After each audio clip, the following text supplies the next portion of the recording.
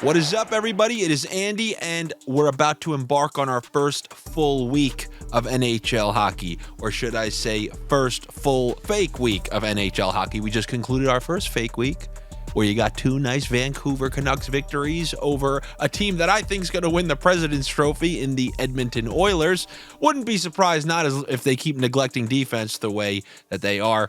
However, after watching that game on Saturday, I really was expecting Edmonton to win that game.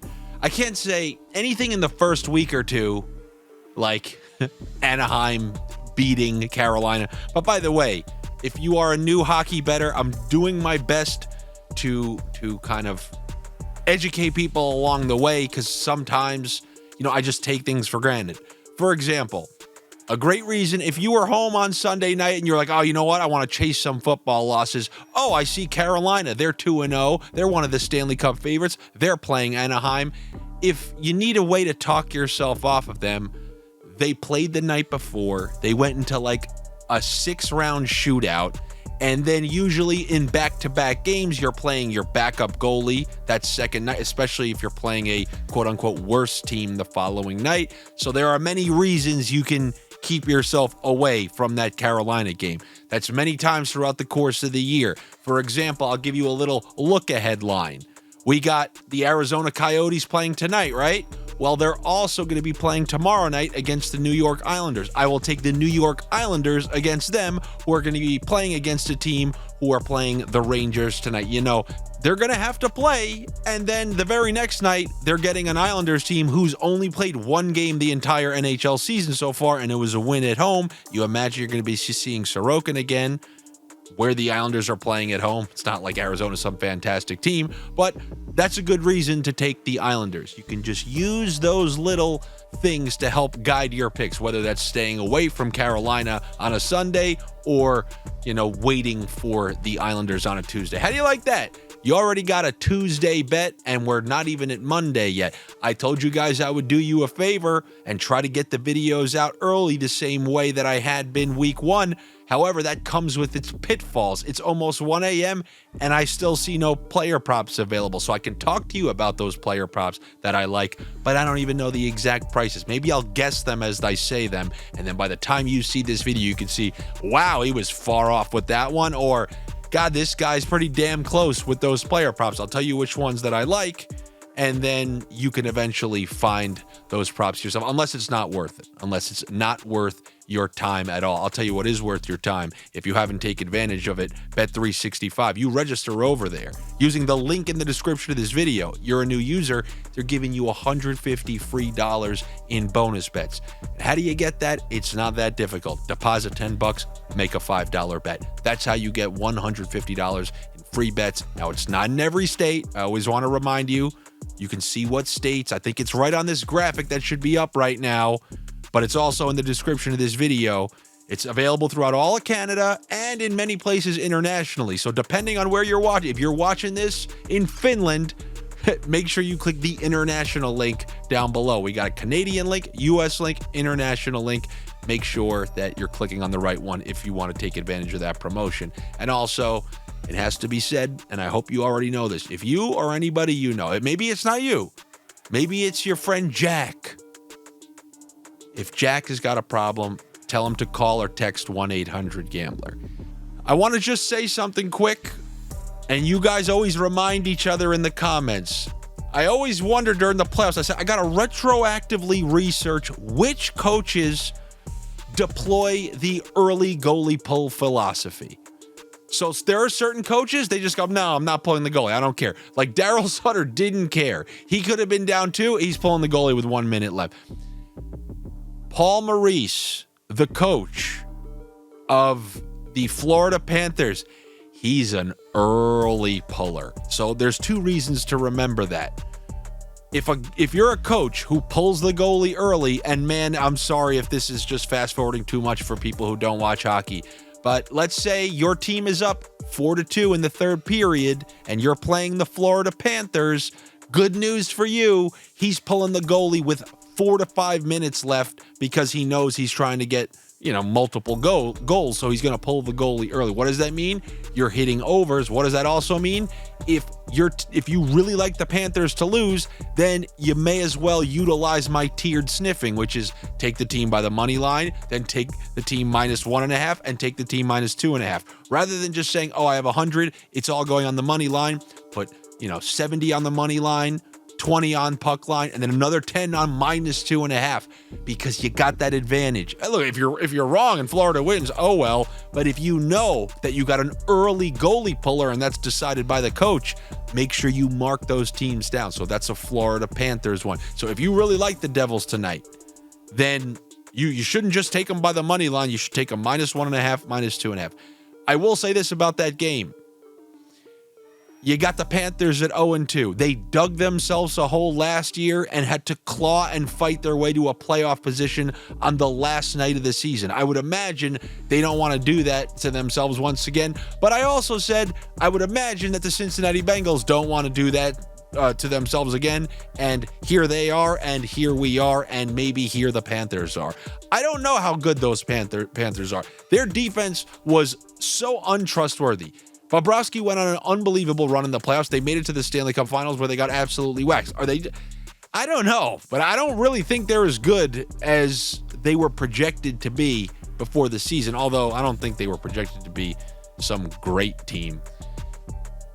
It's really tough to tell. I don't think Matthew Tkachuk is hitting his point total from last year. I'll tell you that.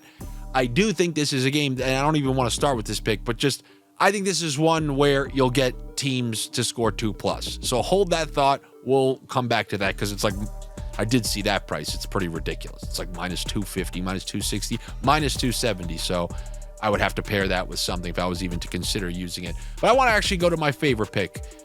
I really like teams who started 0-1 and then like they're coming home and playing a game. It didn't work out for Edmonton. I couldn't believe it. But there were some teams it did work out. It worked out for Montreal. It worked out for Winnipeg. There are teams who, after they started with a loss and they came home, the Senators, they were able to clean things up. And it was also just like, if you lose a tough game on the road, game one, it almost makes sense. You're going to come home, have a good effort, win that one. I see one of those available tonight. I see this like I saw that Columbus situation. Columbus loses game one to Philadelphia. You write them off. Rangers win game one. Yes, I know we took the Sabres. And then what happens? The Rangers go and kind of get smacked just via score. It's not like they were massively outplayed against Columbus in Columbus. Well, I think this is a time you're going to get a Washington win. I'm not high on Washington throughout the year, but every single team in this NHL will have spots that you can take them in. Like Washington, it's not going to have a ton of them. This is one that I like. This is a team they can handle. All right. A team with old stars on there like Kadri and Huberdeau. But after that game in their home opener, kind of getting blanked by Pittsburgh, one of their perceived rivals, to still be at home, I imagine you're going to see a good effort from them. I imagine you're going to get the win, and they are slight home dogs. I'm going to take Washington to win this game at home against Calgary.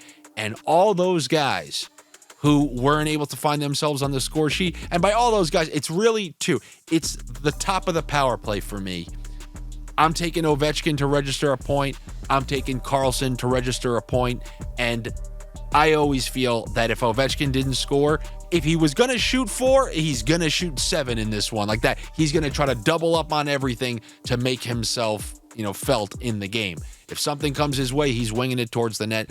I'm assuming the over on his shots on goal is 3.5. I'll take that. I'm assuming it's going to be -145. This is a fun game. Price is Right style. Wonder how close I am. Something like that. -140, -145. I will take that. I'll take his over on point. My guess, -180. I will take that. John Carlson, his will probably be -145. I will take all three of those. If you believe that they are going to win, then you can always utilize that same game parlay where you combine those two if you want to take a win by the Capitals and add either a Karlsson point or an Ovechkin point or those Ovechkin shots on goal. I am open to all of those, but I think that game in particular is my favorite one that I want to circle. we see like 5 games on the slate tonight, and I love how there's just like 5 random 7 o'clock games. No 8, no 9. This NHL is so weird. Everyone wanted games first Friday night of the year. What do they give us? 2 dinky, 1-7, 1-7:30. I need to meet this scheduler and say, what are you doing? What are you doing out there? But like I said, we have 5, a couple massive favorites.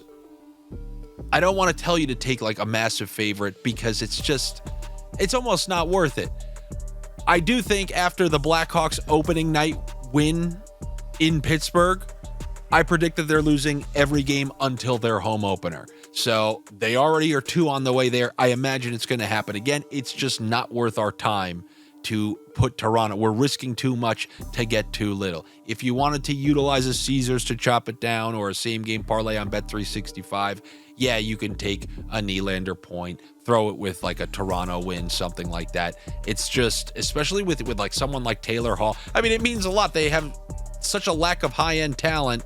If Taylor Hall is going to be out of the lineup, there are so few ways Chicago can win. This is not like last year when it was kind of like 70% through the year, and it was like Patrick Kane was trying to play well just to get himself traded to somewhere, and him and Domi ended up having a good game, and Toronto was looking forward to that Buffalo game because Buffalo was playing well, and they just skipped that one over. It's early enough in the season where it's only like 3 games in. Toronto's won their first 2. They barely beat a bad team in Montreal game 1. Then, in my opinion, an extremely impressive victory over Minnesota, who had just shut out Florida the game before that. But once again, the overarching theme, it's all still kind of fake because we're learning what the hell's going on with these teams, but just some analysis from what I see. That's one of the major ones. I already told you what I thought about that Jersey Florida game. I think Florida is going to look a little bit more desperate because you don't want to start 0-3. I like both teams to score 2 in that one, and I would combine that with an Adam Fox point. I believe that Rangers power play should click once, possibly even twice, and Fox is always a threat to score in some capacity, like whether goal or assisted even strength, because he's so heavily involved. I mean, we're talking about the Norris winner from 2 years ago, so I would take the over on half of a point for him. I'd combine that with both teams to score 2+ in the Devils game, and that really more or less is what I like for this night. But Washington is where I'm going to be focused most of my energies. We could start this week on a solid note. I will try to build some momentum, try to get things going in the right direction, and of course, good luck to you, better luck to me. Make sure you're subscribed to the channel here. Follow me on social media, always appreciated, and I will be back with you tomorrow where we break down it's a big slate. The Tuesday slates are the big ones. Tuesdays, Thursdays, Saturdays, those are the massive ones. And I already gave you that little preview look ahead pick. I will see you guys tomorrow. We'll go through the slate.